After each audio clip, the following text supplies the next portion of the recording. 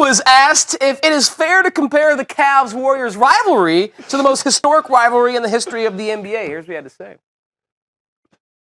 There was a lot of championships won in that era, but both teams stay together, and both teams continue to keep winning. It could be like that. They have a great team over there on the other side, and we have a great team also. So when you talk basketball, you're going to talk Golden State, Cleveland, San Antonio. That's what you talk about, and it's a great place to be in.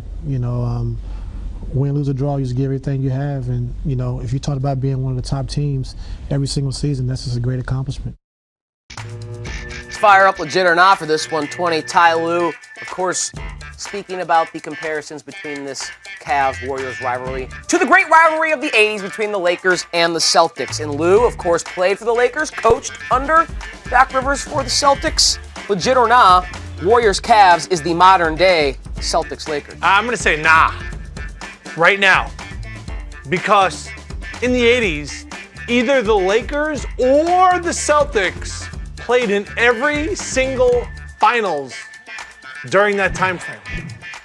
So I think a fairer comparison would be the new age Lakers-Celtic rivalry, the Kevin Garnett, Ray Allen versus Kobe and Powell. Okay. Because we saw that a few times, right? We saw the Lakers walk away with a win once. We saw the Celtics walk away with a win once. So I think that's a fairer comparison. Now, I think that the Warriors-Cavaliers rivalry will eventually morph into what we saw with Magic and Bird, just because what's going to happen next year? Right. What's going to happen the year after that? How many years in a row are you predicting we see the NBA wow. Finals feature these two teams? Because it's 2 in a row now. Going to be 3. What are we looking at? 5? 6? I think 5 is probably a safe bet.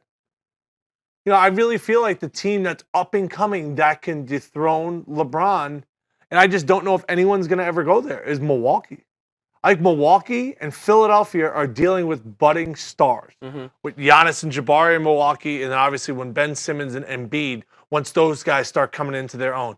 But I said this before, I think LeBron, he's gone to 7 straight finals. Yes. He's going to go to 10 straight finals. So until that point, I just don't see anyone in the East that's really going to be able to challenge him. As for the West, I think the Spurs they're on the down tick. Do you think they're upticking?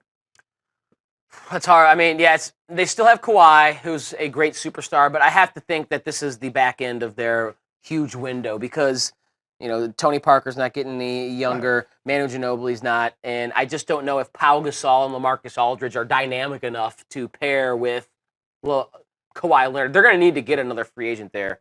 So, no, I think, like you suggest, 10 finals in a row for LeBron, which would, because no one in the East is coming close to LeBron for another at least 3 to 4 years. Unless the Raptors make a drastic move. Yeah. If the Raptors go through this year and they go, we can't do it, and then they go get DeMarcus Cousins. Yeah, I don't see that as feasible. That's what it would take. But I don't see that That's as what it would take. Hey, the Celtics weren't very good, and then they got Ray Allen and Kevin Garnett. So for a team like Toronto or a team like Milwaukee, they're going to have to make a push like